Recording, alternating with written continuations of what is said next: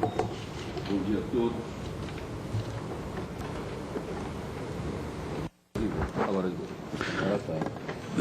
Agradecer aqui o convite do deputado Sola para nossa participação aqui nesse evento, cumprimentar o representante da Petrobras, doutor Ivanildo, o nosso líder André, o Joaci Pedro, senhores deputados.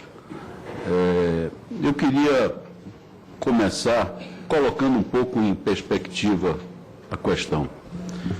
Eu acho que, sem dúvida, o pré-sal é um grande divisor de águas nesse processo de retomada do crescimento do setor naval e realmente criou um momento especial e que mobilizou a vontade do governo federal para explorar da maneira mais inteligente, da maneira mais eficaz, toda a potencialidade dessa riqueza, criando estatutos especiais para a própria exploração do petróleo, através do contrato de partilha, e intensificando as políticas de conteúdo local para que a indústria brasileira, que tradicionalmente tem se beneficiado da existência da Petrobras e tem tido na Petrobras um fator de demanda e um fator de um estímulo e uma orientação no sentido de sua qualificação, que essa exploração do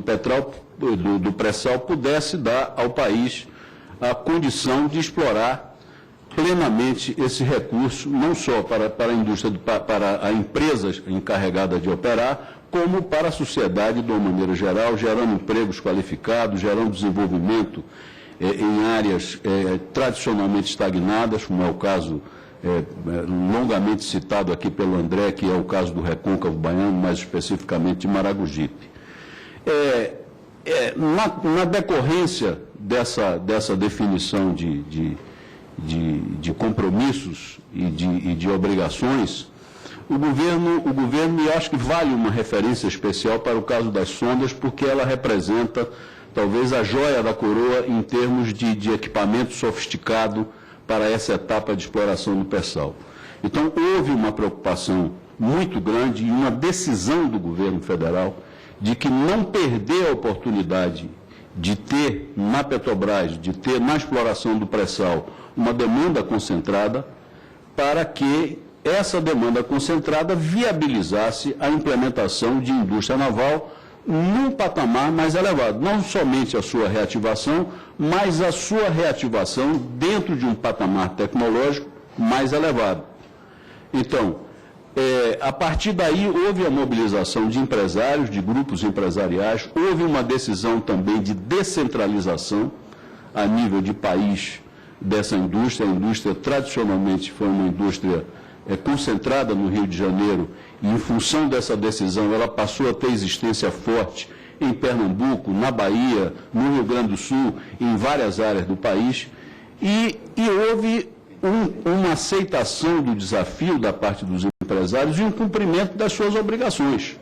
Eu falo com mais conhecimento de causa sobre a questão do INSEAD, onde eu sou diretor de Relações Institucionais, e lá os empresários foram convocados. Havia, na época, há poucos dias, quando o Paulo Alonso esteve aqui numa reunião da comissão, nós comentávamos que a preocupação inicial era uma preocupação com os estaleiros virtuais, né? Havia críticas conhecidas, públicas, de que encomendas estavam sendo colocadas em estaleiros virtuais. E hoje o que nós estamos vendo é que os estaleiros virtuais, no caso do INSEAD, por exemplo, nós temos 82% do investimento realizado, nós temos um estaleiro licenciado, nós temos um estaleiro operacional que chegou a empregar mais de 7 mil pessoas e que hoje o que é virtual não é mais o estaleiro, o que é virtual é a encomenda. Então, eu acho que é importante a gente colocar com relação a isso.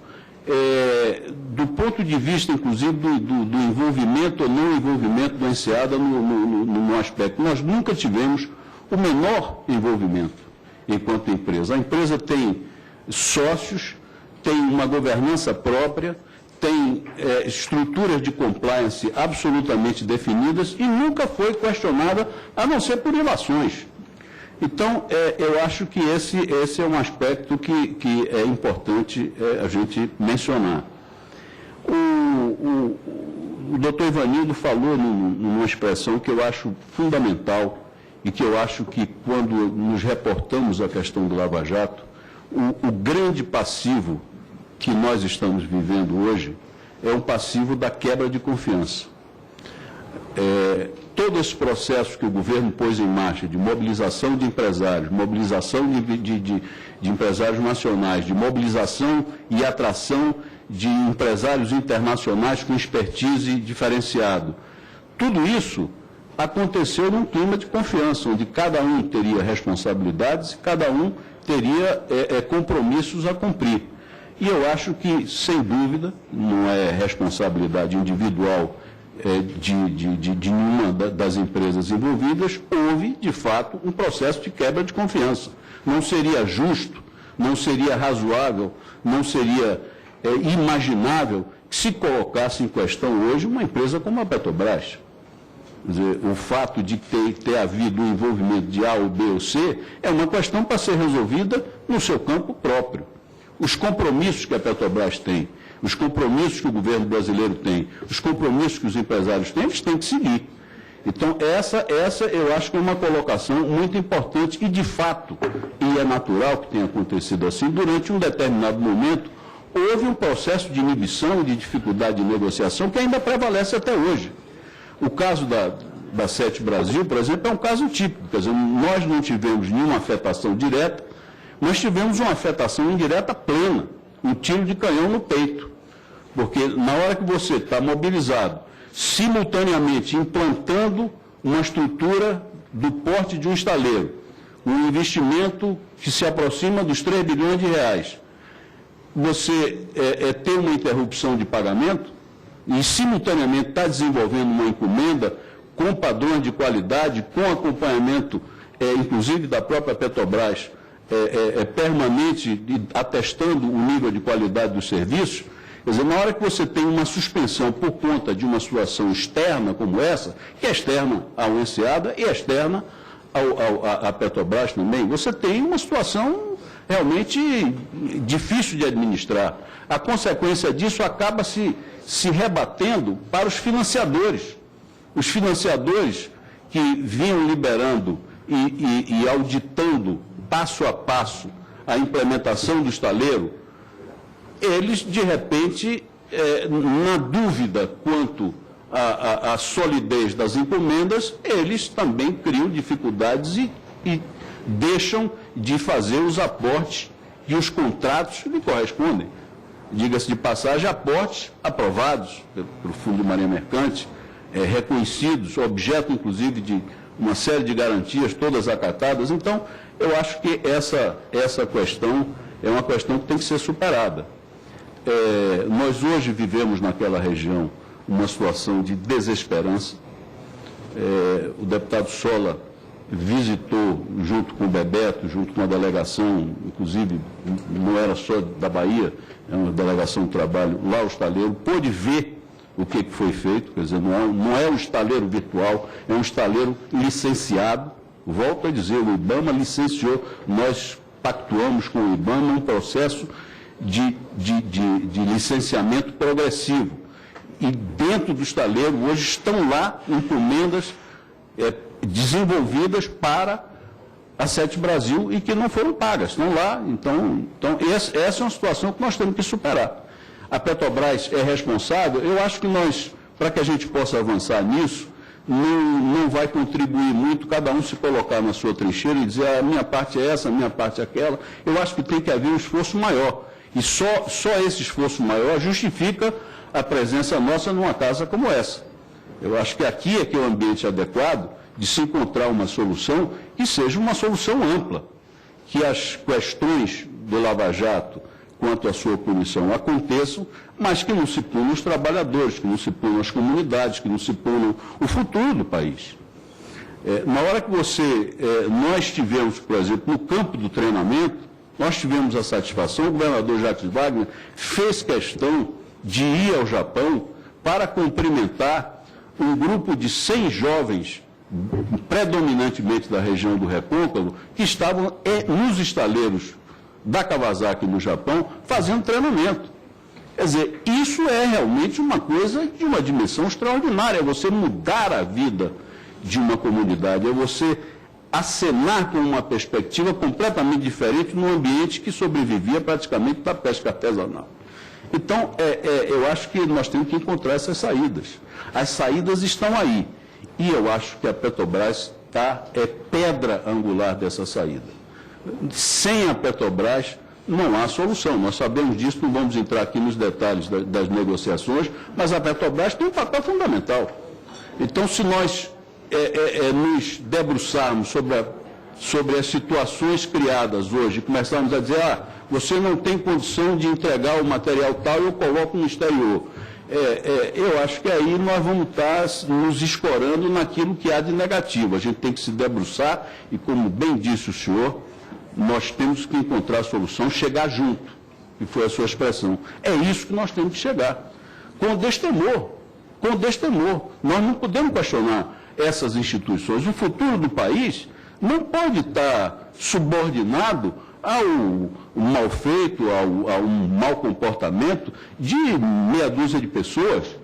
Não é possível que essas meia dúzia de pessoas vão comprometer comunidades e não é possível. Eu acho que realmente é óbvio que nós vivemos outras situações, o mercado de petróleo hoje não é um mercado que foi há pouco tempo, mas eu não tenho dúvida que as soluções estão aí. Em outubro do ano passado, nós estávamos no Sinaval, sob a liderança do nosso presidente aqui, discutindo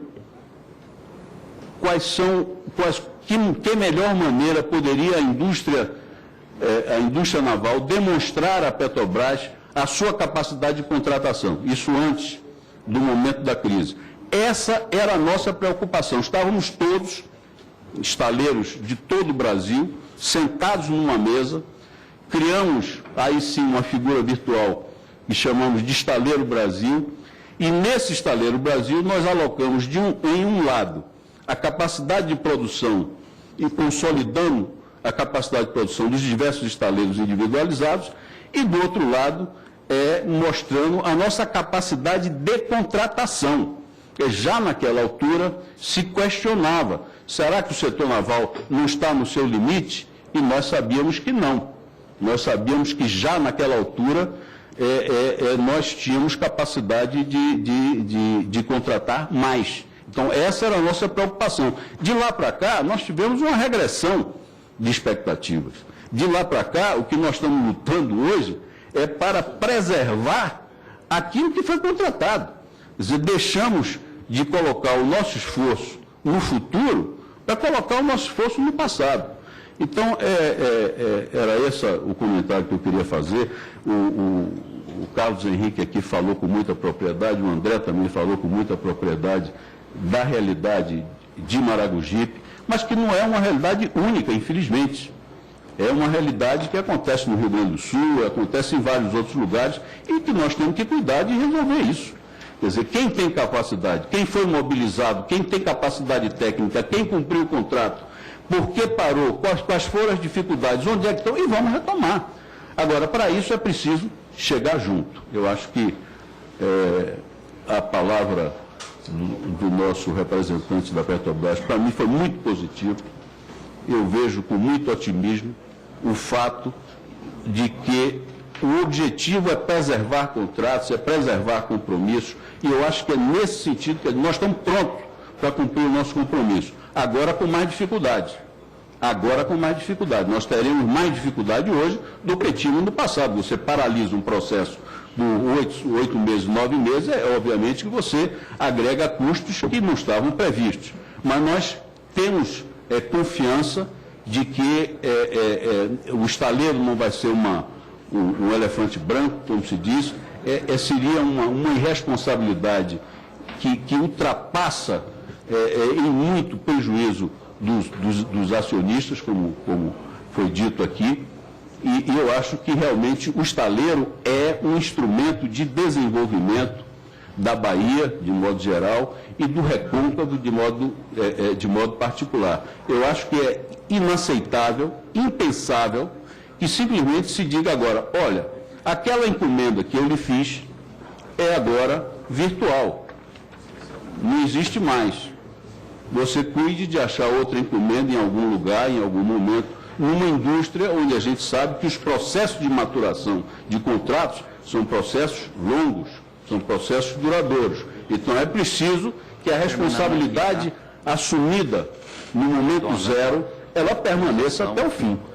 Então, era isso que eu queria dizer, agradecer aqui mais uma vez à mesa e dizer à Petrobras, especificamente, que nós ficamos felizes com essa postura de manutenção de compromissos e estamos prontos também para manter os nossos compromissos e para sentar na mesa e resolver as coisas da melhor maneira possível, com eficiência e com eficácia. Muito obrigado. Bem. Obrigado, Humberto. Passar a palavra para o relator Valdemir Pereira, relator do requerimento 70/2015 e relator dessa subcomissão.